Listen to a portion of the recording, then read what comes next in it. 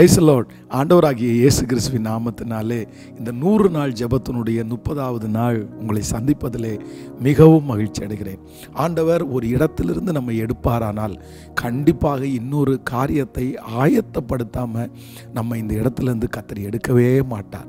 ஒருவேளை நான் ஏற்கனவே இருந்த இடத்தை நான் இழந்துட்டேனே, இனி திரும்பி கிடைக்குமா என்னென்னமோ உங்களுடைய இருதயம் பயப்படலாம். ஆனால் கிடையவே கிடையாது. ஆண்டவர் ஒரு சோதனையை கொடுங்கிறதுக்கு முன்னாடி அதை தாங்கக்கூடிய பலனையும் ஆண்டவர் தருகிறார்.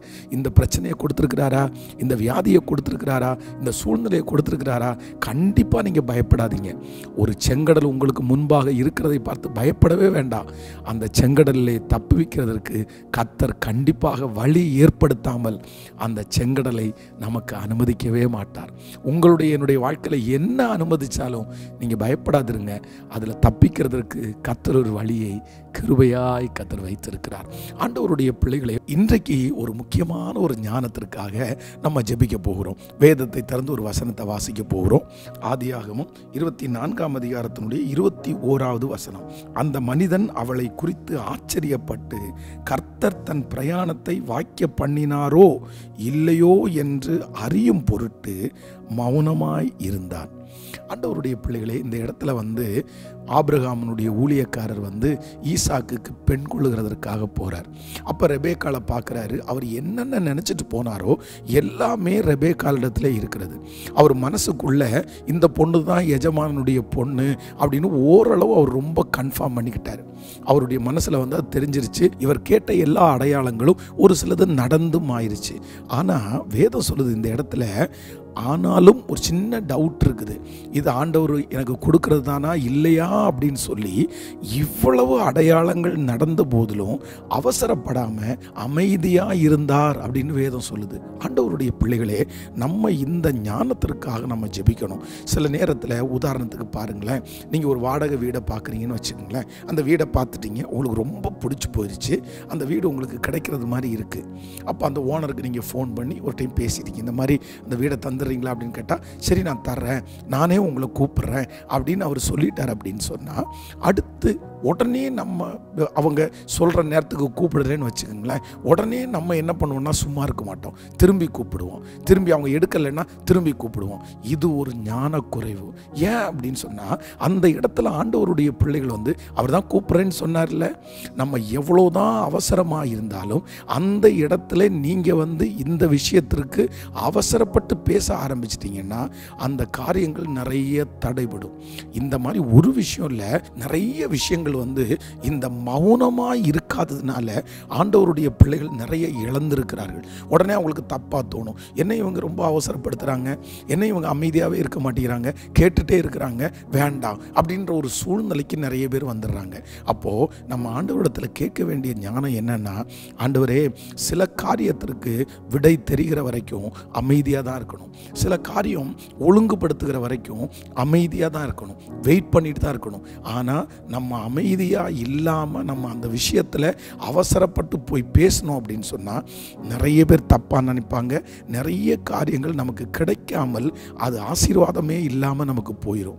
நீங்கள் கண்டிப்பாக இந்த சத்தத்தை கேட்டிருக்கிறவங்க நீங்கள் வாழ்க்கையில் இதை ஒரு டைமாவது நீங்கள் உணர்ந்திருப்பீங்கன்னு நான் நம்புகிறேன். சில இடத்துல நீங்கள் அவசரப்பட்டு பேசுகிறதுனால எத்தனை காரியத்தை நீங்கள் இழந்திருக்கிறீங்க.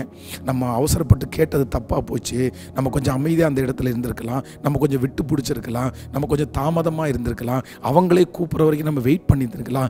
இந்த மாதிரி நம்ம எவ்வளோ இடத்துல நம்ம யோசிச்சிருக்கிறோம்.